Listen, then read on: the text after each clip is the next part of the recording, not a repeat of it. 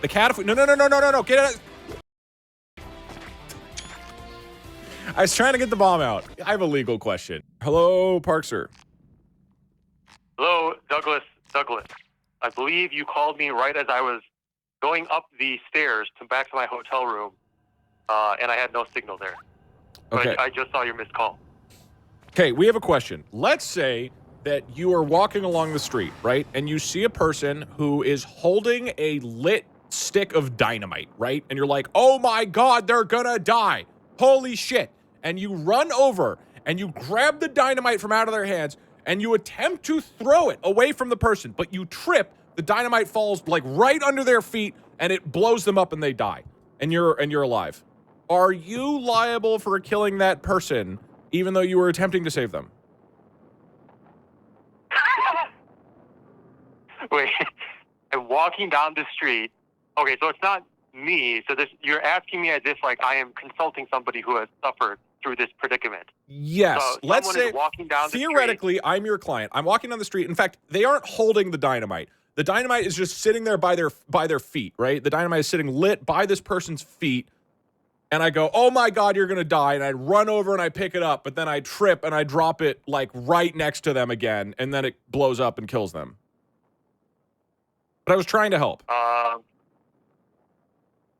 Okay, so there's two factors at play here. Well, there's probably more, but I'm not an attorney. There's two things that come to mind myself. The first is a Good Samaritan clause, where if you intend to do something good, but it goes wrong, you have some degree of legal protection. It doesn't make you immune, but it does give you some degree of protection.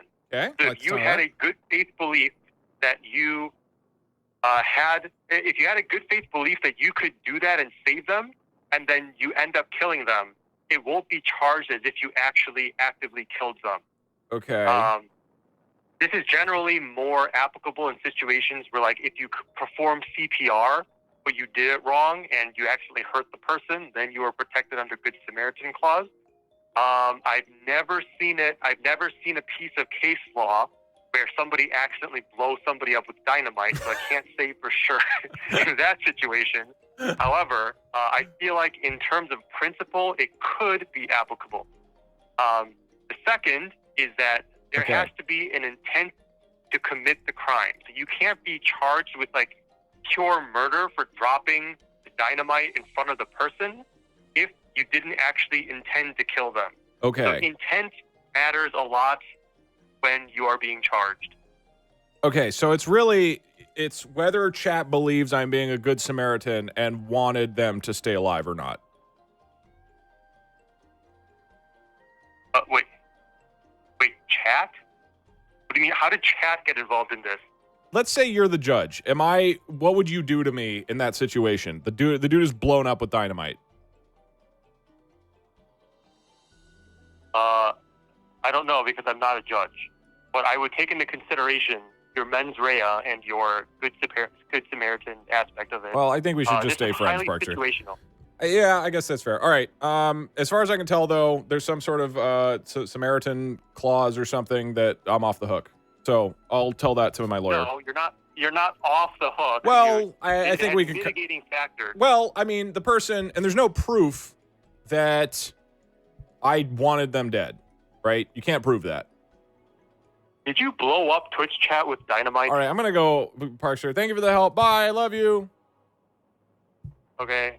Bye. Sounds inconclusive to me. We want a post-mortem divorce. Can you do that? That's an actual question. Can you divorce a person when they're dead? Thank you, Scuba. Till death do us part is automatic. When you die, you're widowed. Okay, interesting. I did not actually know that. So to answer your question, no need. We're already divorced. The instant you die, we stop being married. Okay. We have talked like 5 times on this stream about, is there any way for me to get married on stream and then get divorced? But there's too many problems and legal things that are associated with the divorce process, right? Like, let's say I go marry Parkser, right? Publicly.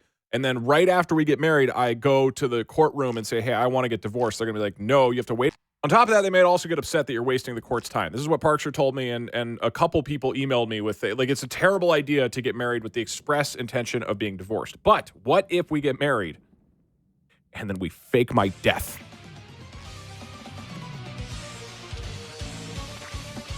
That solves it, right? Think about it. Get Parkshire on the horn.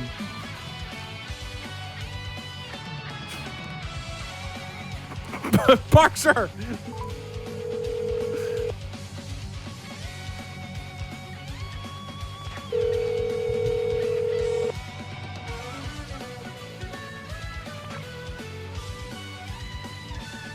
Hello, Douglas. Parkshire. I'm about to enter a meeting in like 5 minutes. Okay, huge loophole. Imagine you and I got married, right? And then I fake my own death so that we're automatically divorced. And then we just go to the courtroom. We say, oh, it was a mistake. Wait, what is the objective here? To get divorced. This would solve the problem of me it... wanting to be divorced, but it being a major hassle if I got married just for divorce. This would solve that. If you faked your own death? Yeah. Like using dynamite or something. First of all, okay, don't use dynamite. And don't blow up Twitch chat again. So to be clear, I never agreed to marry you. I thought like Sailboat and not me. But assuming you mean like with Sailboat. Yeah, I mean it could be you and me, it could be me and Failboat. Whoever. Somebody. This is one of the things where I'm not a divorce attorney, so I don't know what the answer would be. That could bring rise to civil claims by your married partner if you faked your death. But I imagine that Dan would not sue you for that because the entire objective is to do it like that. I think, like, worst case scenario, it might be contempt of court because you're defrauding, like, the marriage system and you're wasting the court resources. It's because you're defrauding true love, and the court will never allow somebody to besmirch romance. I mean, I don't know. Yes, this could probably work, but I don't perceive this as like a revolutionary loophole. This is like no better than like the other 7 ideas that we've had in trying to get you married and divorced. Why don't we give it a shot and let's see how it goes? Just file the paperwork and let me know how it goes. What paperwork? For the fake death. Oh, so if you actually like fake your death and report your death to the government? Yes. Oh, you thought I was just going to pretend to die in front of Failboat. That was okay. No, I mean like legally we say, because that way the government says, okay, they're dead, instantly widowed, the marriage is done, right? No, the point isn't just to kill me. The point is to legally make the government think I am now divorced because I'm dead. That is some sort of fraud. I'm not knowledgeable enough to pinpoint exactly what, but I have enough legal foundation to know that would be fraudulent. So you would get into criminal trouble for that, in addition to civil liabilities from Sailboat. And if you die, I don't think that counts as a divorce. Like, the marriage ends, but I don't think it is officially called a divorce. Would the legal ramifications of this, of faking my own death, be better or worse than if I just married Failboat and then we took like a year to get divorced? Just take a year to get divorced, because that is not illegal. Lying to the government or lying to a government official is explicitly illegal. But taking a year, marrying someone for no reason, and then just getting divorced is not illegal. It is dumb, and it is going to be annoying. However, if you, because you set up your taxes differently as well recently, I mean, I guess you can continue to file legally. My taxes are legal, by the way. There's no evasion going on. Yes. I mean, I never said you're committing tax fraud or tax.